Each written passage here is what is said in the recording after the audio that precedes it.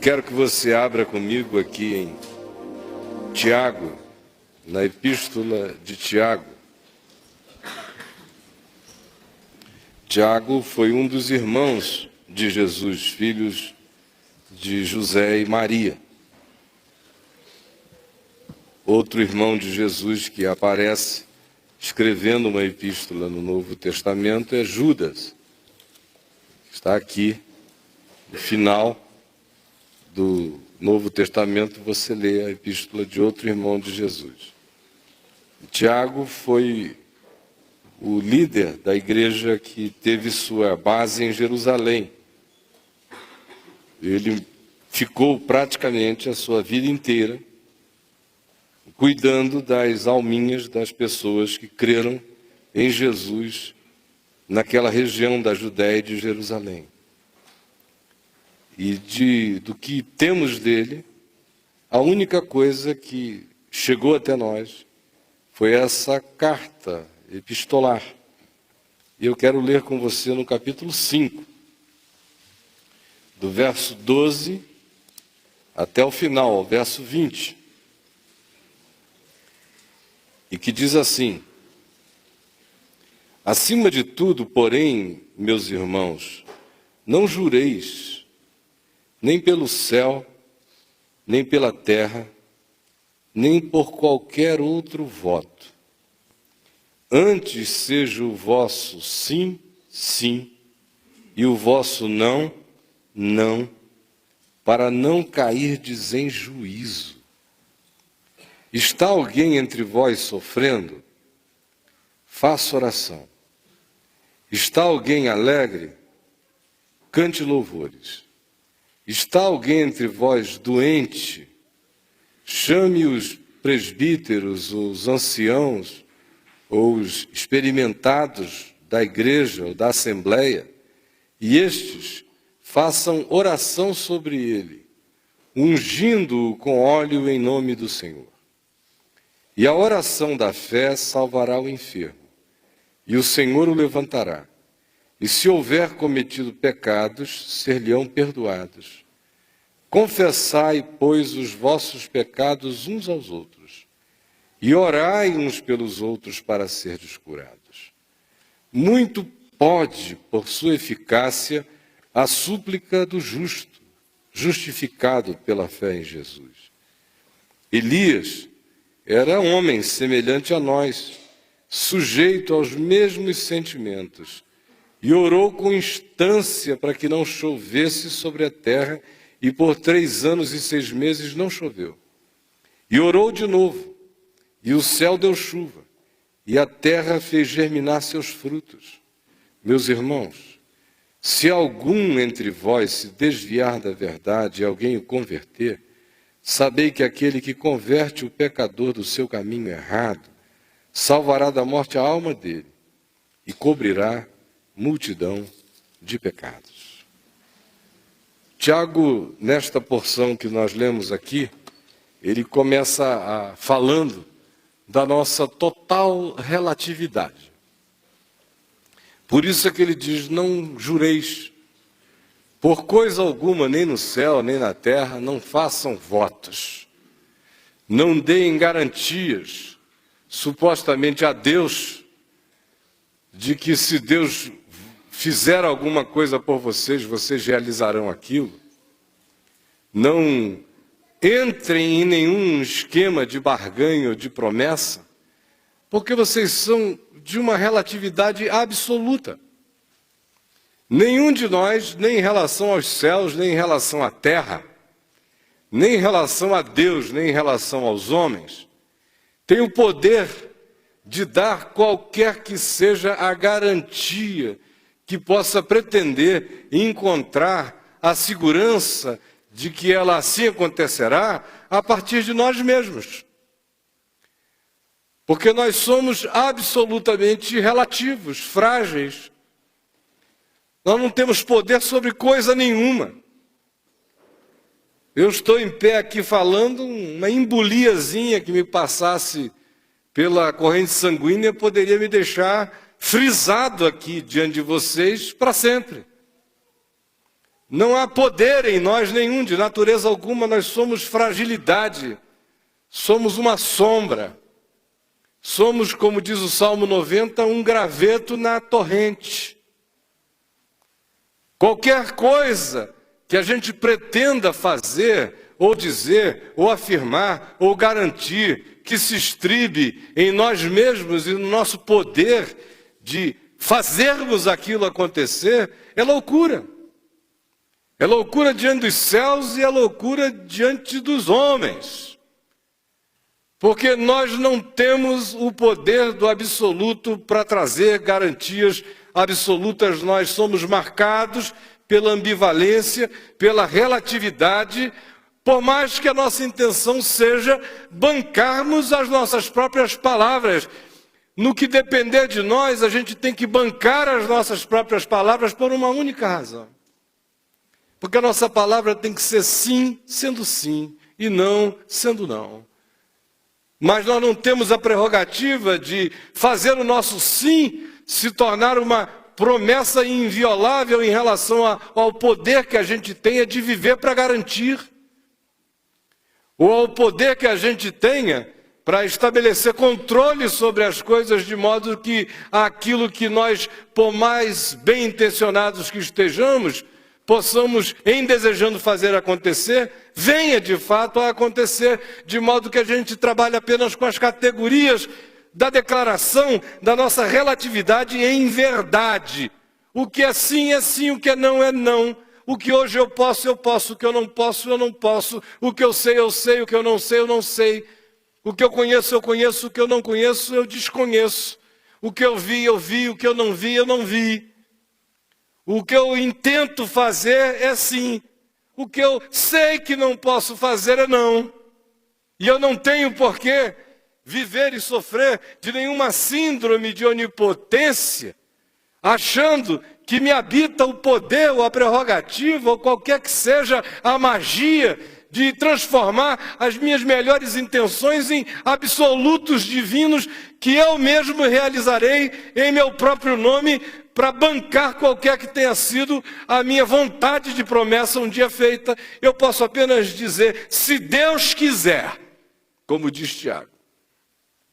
A minha intenção de homem relativo é fazer isto amanhã, depois, é realizar isto assim e desse modo, se o Senhor Deus o permitir. E se eu estiver vivo, e se eu estiver podendo, eu tanto viverei para fazer, como de fato em fazendo o farei, com ações de graças e com o coração quebrantado diante de Deus, sem nenhuma ufania. Porque nenhum de nós, por mais ansioso que esteja, tem o poder de determinar meio metro sequer no curso da sua vida, da sua existência. Nenhum de nós. Agora, o interessante é que Tiago introduz aquilo que vem a seguir sobre a relatividade humana com esse princípio que diz: não jurem, porque vocês não sabem absolutamente nada acerca de coisa nenhuma. Sejam gente do sim, sim e do não, não. E a seguir ele diz: está alguém entre vós sofrendo? Porque não existe nada mais contraditório do que alguém viver da ufania, da arrogância de dizer eu farei,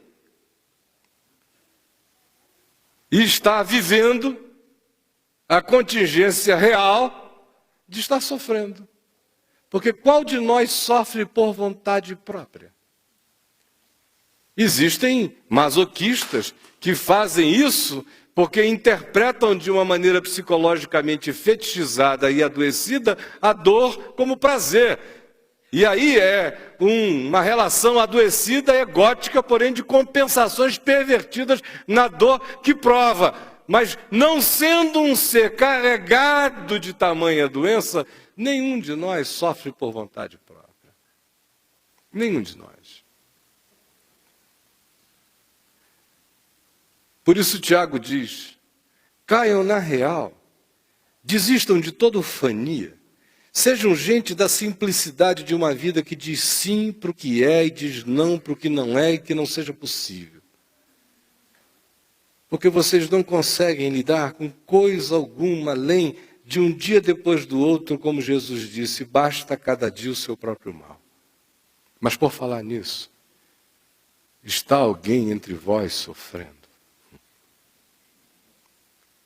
Eu acho essa passagem de Tiago, dessa afirmação acerca desse mandamento que ele carrega e traz consigo da fala de Jesus, naquilo que nós convencionamos chamar de o Sermão do Monte, que de fato é Evangelho de Jesus, e é de lá que ele vem com a simplicidade dessas afirmações do seu irmão primogênito, que é o seu Senhor ressuscitado e que é o Senhor de todas as coisas, o Senhor Jesus, que disse, não jureis nem pelo céu, nem pela terra, nem por coisa alguma, seja porém o vosso sim, sim, e o vosso não, não. O que disso passar vem do maligno. E Tiago diz, porque se fizerdes assim, trareis juízo sobre vós. E ele passa daí, dessa síndrome de onipotência, para a relatividade da gente, tratando de questões candentes, singelas, íntimas do nosso ser. Está, by the way, é quase que assim, depois de dizer, olha, não jurem por nada, porque vocês não garantem nada, by the way, tem alguém entre vós sofrendo? Tem alguém sofrendo?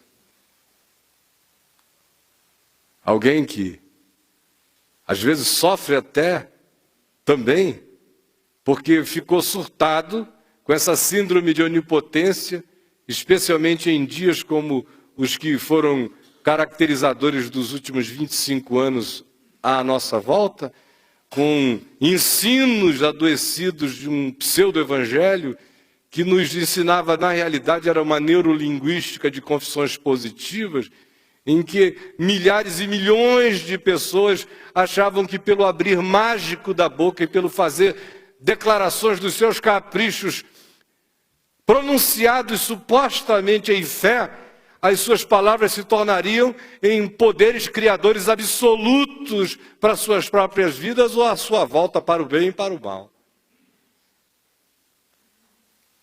Que era uma forma diferente de jurar, era para além do jurar, era a prepotência total de crer que aquilo que eu falasse de maneira tremida e declarante obrigaria a Deus a tornar-se fiador do meu capricho declarado. Para a desgraça de milhares e de milhões que se frustraram. Tiago vem e diz, nem pensem nessa loucura. Assumam a relatividade de vocês. Vocês são apenas gente do sim, possível, e do não, impossível ou não conveniente. O que passar disso traz juízo sobre nós, traz crise. Jesus disse, o que passar disso traz diabo, traz maligno para dentro da vida da gente. Mas por falar nisso, em relatividade total, alguém entre vós está sofrendo? E ele não especifica o sofrimento, ele deixa aberto o tal sofrer para qualquer que seja a expressão da dor. Está alguém entre vós sofrendo? Sofrendo dor de natureza diversa, mas se for dor, interessa a você, interessa a mim, interessa a nós, interessa a Deus. Está alguém entre vós sofrendo? Nós não temos poder para nada, mas se houver alguém entre nós sofrendo, Tiago diz, faça oração. Faça oração. Você já experimentou tratar seu sofrimento com oração? Na maioria das vezes a gente trata o nosso sofrimento com lamentação, com lamúria, com queixa, com questão, com pergunta, com filosofia, com blasfêmia velada, com insatisfação, com amargura, com lágrimas e lágrimas de uma dor que não quer consolação. Na maioria das vezes a gente acaba entrando no processo de se alimentar do nosso próprio sofrimento com autovitimização, com autocomiseração. A gente aproveita e surta de maneira bipolar, vai da síndrome de onipotência que por vezes nos faz julgar que a gente tem poderes especiais de votar e prometer e realizar, para o oposto disso, que é mergulharmos na entrega total ao sofrimento que, uma vez que permaneça como dor em nós, frequentemente gera em nós a depressividade que nos faz alimentarmos-nos piedosamente, autopiedosamente, cheio de pena de nós mesmos, da dor que nos atinge e nos ataca, mas não fazemos a coisa mais absolutamente poderosa na nossa relatividade, que é orar. Está sofrendo? Faça oração. Hoje em dia alguém está sofrendo, a primeira coisa que a pessoa quer é conversar com alguém. Estou sofrendo, eu ligo para alguém. Eu passo um SMS, eu procuro um amigo no meu Facebook. Eu preciso falar. Por quê? Porque eu estou sofrendo. Legal. É uma dimensão que não pode ser negada, mas ela é secundária. A primária, a essencial, é faça oração. E por que já não é assim conosco?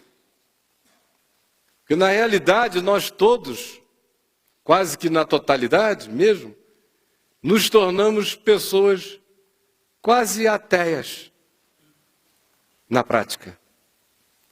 Nós temos um Deus de experimento coletivo. Temos um Deus de impacto de palavra para gerar em nós algum estímulo caminhante.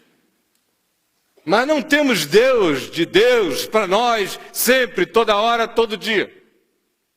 A gente crê no Deus do outro. Crê em Deus no outro. Mas não crê em Deus em nós, nem para nós e nem sozinhos. No nosso paganismo, nós desenvolvemos perspectivas de natureza psicológico-sacerdotal que unge terceiros. Sempre. Até quando a gente quer oração, tem que ser a oração de um outro. Quando a gente precisa de um socorro intercessório, a gente nunca dobra os joelhos na hora e intercede por nós mesmos, ou até por alguém que a gente queira bem, que esteja sofrendo. Parece que se outros o fizerem, será melhor do que se o façamos. Porque nós nos desconectamos de tal maneira de uma vida pessoal e íntima com Deus, que quando estamos sofrendo, a gente até pede oração, mas não faz oração. Pedir oração a gente pede, não custa nada, pelo sim, pelo não, vamos pedir oração. Vamos fazer uma fezinha. A gente joga nas loterias, por que a gente não pede oração? Pelo amor de Deus, vamos pedir oração, não custa nada. Pelo menos, não aqui, né? Tem muita igreja por aí que custa uma grana pedir oração, a maioria. Mas aqui não custa nada, vamos pedir oração. Agora, você mesmo orar, é o que não acontece. Você às vezes está mais disposto a gastar até uma grana do que a orar. Porque tem muita gente com medo de se decepcionar orando. O cara prefere pagar um terapeuta. Aí vai lá, fala. Espera ouvir alguma coisa, em geral os terapeutas só vão dizer alguma coisa muito tempo depois. Quando dizem, tem uns que não dizem nunca. E você paga para sempre. Mas também não fica frustrado, porque o terapeuta não é Deus, né? Supostamente. E tem gente que diz, mas se eu orar, eu vou ficar depois encalacrado, porque eu falei com Deus. E se Deus não me responder? Como é que eu vou continuar crendo nele? Então eu prefiro nem orar, que é para não passar por esse vexame, não ter que reestruturar todo o meu ser, sendo que psicologicamente eu estou tão condicionado a Deus, é um mecanismo de condicionamento psicológico, que eu não conseguiria me reestruturar na vida sem Deus. Então é melhor eu não falar com Deus, que é para não ter que lutar na crise de dizer: Deus, eu falei contigo e tu não me atendeste, então eu não oro. Você está pensando que eu estou de brincadeira? Olha, a grande maioria aqui tem que admitir que isto é verdade. Eu não oro para não ter que ficar cara a cara com a possibilidade que não venha do jeito que eu pedi, ou não venha nada, ou venha diferente, porque eu não oro. Eu peço, no máximo, para orarem por mim. Sem falar que existem aqueles que simplesmente desaprenderam esse processo de confiança, de meiguice, de ternura, de entrega, de amizade, de intimidade, de existência que, antes de tudo, acontece na presença de Deus. E, portanto, não oram. E porque não oram, deixam de provar a solução mais simples, mais imediata, mais à mão, mais próxima, absolutamente incomparável, única, inigualável, poderosa, acessível, prometida por Deus, não por homens, não pelo relativo, mas pelo absoluto. Está sofrendo. Sofrendo na alma, sofrendo nas emoções, sofrendo afetivamente, sofrendo do ponto de vista das suas frustrações negociais, sofrendo nas multiplicidades de vínculos que parecem não encontrar acertos, sofrendo por alguém a quem você ama e que parece não compreender caminhos da vida nunca, sofrendo no coração por desencontros, sofrendo as tristezas da percepção, sofrendo as dores da depressão, sofrendo. Você está sofrendo? Faça oração. Como diz Paulo, se apresente diante de Deus pela oração e pela súplica, com ações de graças, e derrame, vase, extravase, fale línguas estranhas e línguas conhecidas, gema, chore, se ponha diante de Deus, ore! E ore sem medo. Quanto tempo faz que você não tem a coragem da oração? A bravura da oração? Quanto tempo faz que você não fecha a porta do seu quarto ou não vai para um lugar retirado, dobra seu joelho ou dobra seu espírito inteiro diante de Deus, sem ser com suspiros enquanto dirige, sem ser apenas aquela oração de: oh, meu Deus, me socorre aqui, oração de água viva. Me socorre aqui, meu Deus, socorre aqui. Enquanto eu vou nadando o peito assim na correnteza, me socorre. Mas orar mesmo. Conforme o exemplo dado aqui, que é Elias, que era um homem como eu, como você, como qualquer um de nós, sujeito às mesmas fraquezas, e orou sem medo, e disse que não chova. E por 3 anos e 6 meses não choveu, e orou de novo dizendo que chova, e choveu. É nesse nível de confiança que se tem que fazer oração, dizendo e tratando as coisas pelo nome, e não nos reflexos que apenas diz: me socorre aí, me socorre aí, me socorre aí. Está sofrendo? Tem alguém sofrendo? Faça oração. Não tenha medo de orar, não. Ore com confiança. Ore com coragem. Ore sem medo do desapontamento. Você está o quê? Buscando alívio para o sofrimento? Jesus disse: vinde a mim os cansados e sobrecarregados, e eu vos aliviarei. Não tenha medo de simplesmente em estando sofrendo, buscar ao Senhor antes de qualquer realidade. Os irmãos são importantes, os amigos são necessários. Aquele que pastoreia a sua alma, ou que lhe aconselha, ou que lhe é mentor, ou que lhe é irmão experiente, é útil. Mas eles não têm que serem os ídolos, os deuses pequenos da sua carência. Antes de tudo, está alguém sofrendo, faça ela própria oração. E a gente vai descobrindo no curso da vida o poder extraordinário que brota como consolação graciosa de Deus na intimidade de alguém que leva a carga da sua dor, do seu sofrimento para diante de Deus o Senhor. Pronuncie seus salmos, fale com Ele, derrame-se diante dEle. Mas faça oração. Você mesmo. Você mesma.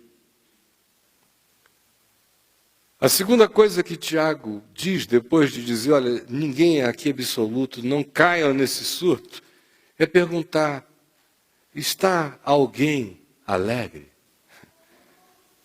Porque até a alegria não nos é um poder pessoal. Eu não posso votar a alegria. Nenhum de nós tem o poder natural da alegria. Alegria é graça divina. Alegria é bondade de Deus, como diz Eclesiastes, separado de Deus, quem é que pode, mesmo comendo, bebendo, vir a se alegrar? A alegria é pura celestialidade, a mais verdadeira e genuína alegria é dádiva celestial. Eu não estou falando de gargalhadas de humor. Eu não estou falando de reflexos símios de humor. De bonobos alegres e felizes. Eu estou falando da alegria do Espírito. A única que dura. A única que nos faz andar felizes até chorando. Até no dia do luto. Está alguém entre vós alegre? Quando você está alegre, o que você faz? Eu, quando estou muito alegre, eu convido os amigos para a gente tomar uma geladinha. Legal. Nada contra. Nada de mal. Mas habita a marginalidade da consciência realmente que compreendeu o significado da alegria. Também. Mas só isso? Está alguém entre vós alegre? Cante louvores. Aí hoje eu vejo gente com crise até de cantar louvores nessa reunião aqui. Cada vez mais eu encontro gente com problema de cantar. Pois eu adoro cantar. É uma voz horrível. Mas me faz um bem extraordinário. E eu gosto. Eu não só gosto de cantar, como eu gosto de ouvir os cânticos. Eles me alegram, eles me animam, eles me massageiam, eles me alisam, eles me enlevam. E eu não tenho muita frescura em relação à qualidade do que está sendo produzido, não. Se vier do coração, para mim é anjo. Tá bom. Mas nós nos desfizemos devagarzinho, muito lentamente, muito sutilmente, desses princípios mais básicos do que mantém os processos na nossa interioridade vivos em Deus. Está alegre? Cante louvores. Cante você mesmo. Não é reúna os demais e cante com eles. Cante. Sofeje para Deus. Faça serenatas para o Pai, para o Filho e para o Espírito Santo. Deixe os anjos incomodados com a sua voz e impressionados com a sua gratidão. Mas cante louvores. Cante até que, se você for mudo, mas cante na sua alma. Sofeje as alegrias que lhe vierem ao coração diante de Deus de maneira mais grata, porque você não tem poder de nada, não tem poder de agarrar a alegria em lugar nenhum. Se a alegria chegou a você, é graça divina, abrace-se a ela com gratidão. Celebre-a, para que ela faça morada e pousada no seu coração. A alegria bem tratada fica, a alegria maltratada vai embora. É graça divina. Aí Tiago vai mais adiante e diz, olha, já que vocês não têm nenhum poder de coisa alguma que se absolutize, a prova disso é que vocês não conseguem evitar o sofrimento, não conseguem trazer a alegria. O sofrimento, enfrentem-no com oração. A alegria, respondam a ela com gratidão. Aí ele diz, está alguém entre vós doente? Doença talvez seja uma das coisas que mais provem para nós a nossa relatividade.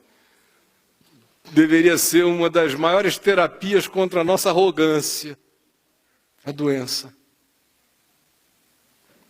Ela desmonta os nossos votos de prepotência. Eu irei, eu farei, eu conseguirei, eu realizarei. A doença bota a gente no se Deus quiser. Por isso certas enfermidades são benditas. Porque é melhor uma morte quebrantada do que uma vida arrogante. Acredita em mim. É melhor uma morte quebrantada do que uma existência arrogante. Meu modo de olhar para a doença é totalmente diferente do seu, provavelmente. Existem certas doenças pelas quais eu louvo a Deus, porque eu vejo o benefício que ela está trazendo para o quebrantamento de um espírito que de outra sorte não se vergava nunca, mas que agora pelo menos diz, se Deus quiser, e eu digo aleluia. E se ele tiver que para dizer Deus quiser, e dizendo Deus que se Deus quiser, até morrer, que assim seja. Porque abominável é aquele que diz, eu sei, eu farei, eu posso, eu realizarei, e nunca diz, se Deus quiser. Esta vida arrogante é infinitamente pior do que qualquer que seja o morrer que nos faça morrer quebrantados. E vá dormir com este barulho do jeito que você queira. Está alguém entre vós doente?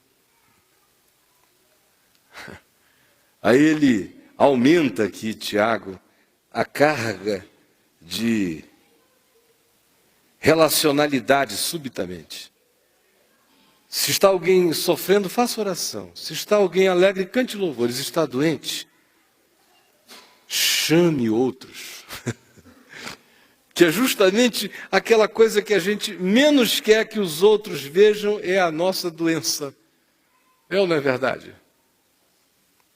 Político paga milhões para ninguém ficar sabendo que o cara está doente.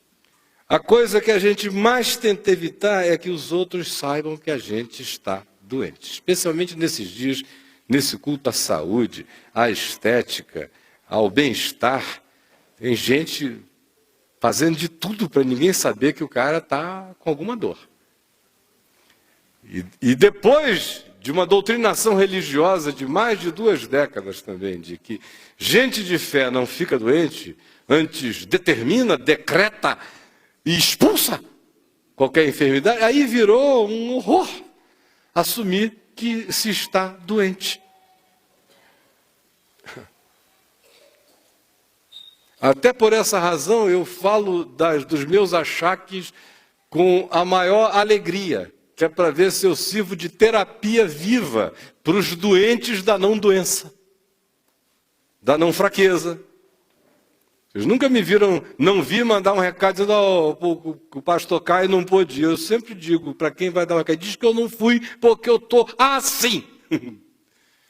É assim que eu estou, é assim que tem que ser. E se eu estiver doente a ponto de estar precisando de oração, eu pedirei oração no nível em que eu precisar, em que a minha consciência em fé pedir. Tiago vem e diz, está doente, chame os presbíteros, chame os irmãos maduros à volta de você e diga, eu estou doente. Mas antes, ele diz algo que a gente nem sempre gosta de lidar com essa realidade. Confessem os seus pecados uns aos outros e orem uns pelos outros para que vocês sejam curados. De uma maneira extremamente antecipada a qualquer psicologia psicossomatizante, está Tiago aqui seguindo Jesus, que curou o homem do tanque de Betesda em João 5 e disse, agora vai, não peques mais para que não te suceda coisa pior, nos fazendo crer que a enfermidade dele tinha sido uma cronificação de uma desorganização psíquica decorrente de culpa, de pecado.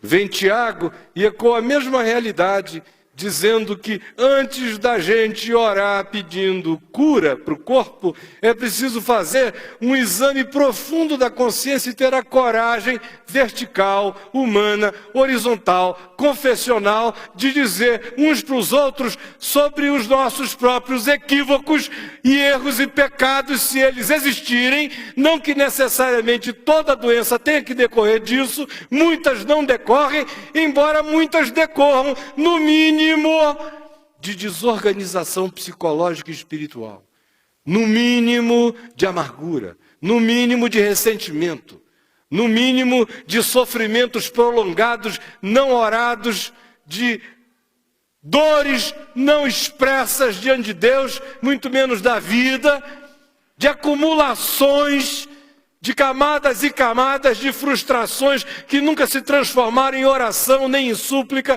muito menos em ação de graça libertadora diante de Deus, e que foram se guardando em nós a ponto de que elas se somatizam na gente, no mínimo. E com isso eu não estou, repito, dizendo que toda condição de doença e de enfermidade decorra diretamente desse nível de contradição, embora essas contradições, ambiguidades e ambivalências estejam presentes em escalas maiores ou menores na existência de qualquer um de nós, e nem todo mundo lida com as coisas do mesmo modo. Alguns existem para introjetar essas mazelas e assentarem-se sobre elas e deixarem-nas crescerem em nós mesmos. Aí vem ele e diz, você está doente? A primeira doença a tratar é a doença do esconder. Olhe para dentro de você mesmo e veja se esse processo, porventura, não decorreu de um sofrimento amargurado que não foi tratado em oração, que perdeu as oportunidades todas das visitações de alegria e que foi se instalando e se aprofundando dentro de você cada vez mais, até o ponto de se enraizar, até o ponto de virar carne, de virar pele, de virar osso, de virar desordem sanguínea, até o ponto de fazer o organismo produzir por alguma fixação mental sua, ou medo, ou insegurança, ou alimentação de uma depressão que você lambeu, beijou, pela auto-vitimização que dava a você a sensação de ser um coitadinho aos sentidos de terceiro, enquanto você era a maior vítima dessa desgraça que você acalentou, aumentando-a na forma de uma enfermidade que hoje alcança também seu corpo, que lhe fragiliza a vida. Se assim for, e em assim sendo, o caminho começa com a possibilidade de confessar os nossos pecados, as nossas amarguras, as nossas doenças que antecederam aquilo que nos faz hoje doentes, ou seja, confessarmos as nossas enfermidades anteriores às nossas doenças. A gente fica doente das nossas enfermidades. A enfermidade é o que cria a doença. Não é a doença que cria a enfermidade. A gente enferma primeiro, aí adoece. Confessem uns aos outros. E aí orem uns pelos outros, para serdes curados. Ele manda ungir com óleo em nome do Senhor. Botar a mão na cabeça do irmão. Haver uma troca humana, solidária, de alguém que chega e, no nível do assumir a sua relatividade mais absoluta diante de gente madura, que aqui são chamadas de anciãos, de presbíteros, chegar e dizer: irmãos, eis a minha existência e as suas contradições, eis a minha enfermidade, eis aqui minha doença, como confissão. E os irmãos orarem uns pelos outros, sem ufania, sem arrogância, porque aquele que ora pelo outro não tem o poder de dizer: eu sou, eu irei, eu farei, eu votarei, eu realizarei. Ele sabe a sua relatividade e você não é menos relativo, você que está doente, do que aquele que ora pela sua doença. É a graça de Deus fazendo com que seres relativos abençoem seres relativos, todos confiando no amor absoluto e na misericórdia total do Pai. Por que hoje à noite eu decidi, poucos minutos antes de andar até aqui, falar sobre isso? Por uma razão muito simples. Porque me dói cada dia mais perceber que nós fomos ficando distantes e distantes e distantes das coisas que para minha avó, a mãe velhinha, eram as mais básicas em qualquer situação. De coisas que para minha mãe, que está com 84 anos, são os reflexos primários. E para nós não são. Eu nunca a vi assim dizendo: ai meu Deus, quem me dera o reverendo fulano de tal estivesse aqui para eu poder receber um socorro espiritual dele. Eu sempre a vi sabendo diante de quem que ela ia, com quem ela ia falar quando ela estava sofrendo. Eu sempre a vi, às vezes de maneira poeticamente infantil, para os sentidos sofisticados de terceiros, dizendo para você: eu sou tão feliz que o meu coração quer cantar louvores.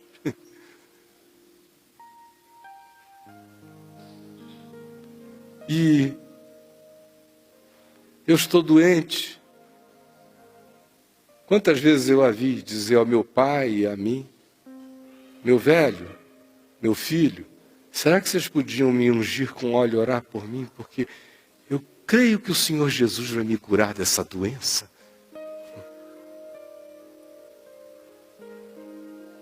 Agora, essa pureza, essa simplicidade se foi. Morreu dentro da gente. Morreu. Quem está sofrendo quer um ouvido humano para reclamar. Quem está alegre quer um bar para celebrar. Quem está doente quer um especialista. Antes de tudo. Mas não há exames a fazer, não há consciência a pensar, muito menos confissões de verdades encontradas a serem proclamadas a pessoas sérias e de confiança em Deus. Eu estou dizendo essas coisas simples, meus irmãos, porque a minha esperança no Senhor Jesus é que nesse tempo de gelo, de frieza, de SMS para cá, e de Facebook para lá, e disso, daquilo, de só soluções horizontalizadas e básicas na sua incapacidade de transcender, que o Senhor nos dê a graça de dia a dia renovarmos a nossa fé, a nossa alegria simples em Deus. A olharmos para o Senhor de novo, explicitamente, de maneira simples e salmodiada, e no sofrimento dizermos que o Senhor é o nosso pastor e que nada nos faltará. que Ele é o nosso refúgio e fortaleza, que Ele é o nosso abrigo, que Ele é o nosso socorro na tribulação, que Ele é a nossa rocha, que Ele é a nossa fortaleza, que Ele é o arrimo da nossa sorte, que dele vêm as nossas consolações, na nossa alegria,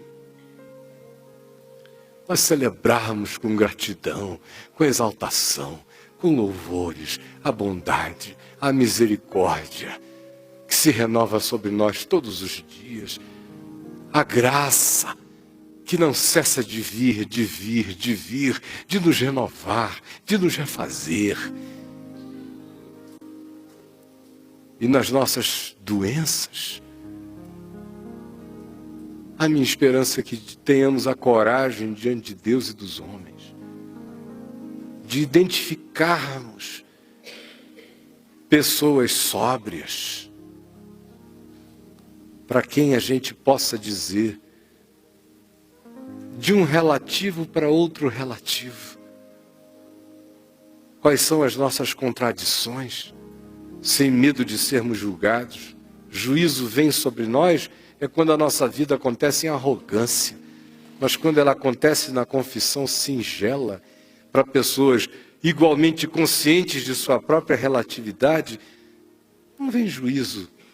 E se viesse, seria um juízo humano de alguém que está fazendo, é juízo sobre si mesmo, na medida em que julgue alguém que, em honestidade de coração, apenas confessa a sua percepção sobre si mesmo.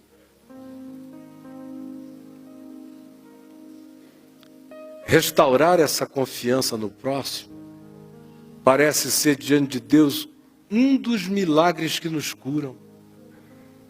Não que seja o próximo a nos curar, mas ter a capacidade de confessar a um outro os nossos pecados e pedir que um outro ou outros orem sobre nós, parece ser um gesto que, diante de Deus, e pelo amor que outros desenvolvam por nós, pela empatia, pela solidariedade, pelo carinho humano, parece ser o modo pelo qual Deus designou, que vai sempre derramar com singeleza a graça dele, quando um carente pede a outro carente que se juntem e peçam graça de saúde diante daquele que é amor e poder.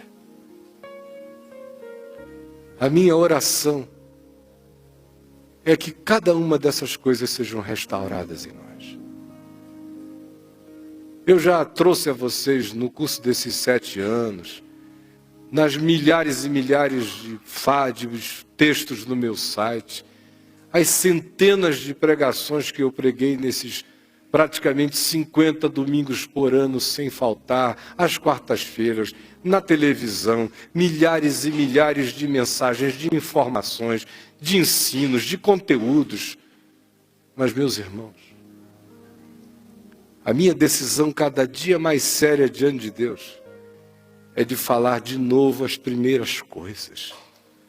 Porque se eu estou em pé aqui diante de vocês, depois de 40 anos, passando pelas situações as mais diferentes, não foi por causa da sofisticação de nenhuma sabedoria.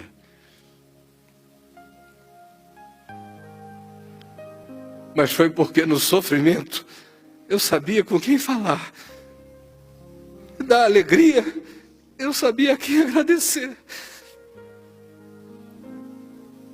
E na doença, de cujas enfermidades Deus me tem poupado, eu tenho sido quase que não enfermo. Eu gripo. Eu tive uma fibrilação, umas diverticulite, tudo besteira. Um diabetes angelical. Quando eu estava saindo de casa para cá, um irmão estava me ligando lá do Rio, o Dando, aqui do caminho, para falar do filho dele, que precisa de um transplante de medula. E estão fazendo campanha no Brasil inteiro, nos Estados Unidos não encontram uma medula, uma compatibilidade para o filho dele. Pedindo oração. Eu nunca tive que fazer esse tipo de pedido. Graças a Deus. Embora Eu ouço esses pedidos todo dia, a vida inteira. Mas a gente tem que restaurar a singeleza, a simplicidade desse caminho simples de Deus conosco e de nós em Deus. Se a gente quiser passar pela vida sem cairmos na arrogância dos surtos ou na falência da fé, a gente tem que saber no sofrimento com quem falar, na alegria quem agradecer e na doença diante de Deus a quem buscar com o coração quebrantado e com a simplicidade de confissões que nos curam muito mais do que as orações que sobre nós são feitas. Porque se diz: confessai os vossos pecados uns aos outros e orai uns pelos outros para serdes curados. Vamos ficar em pé.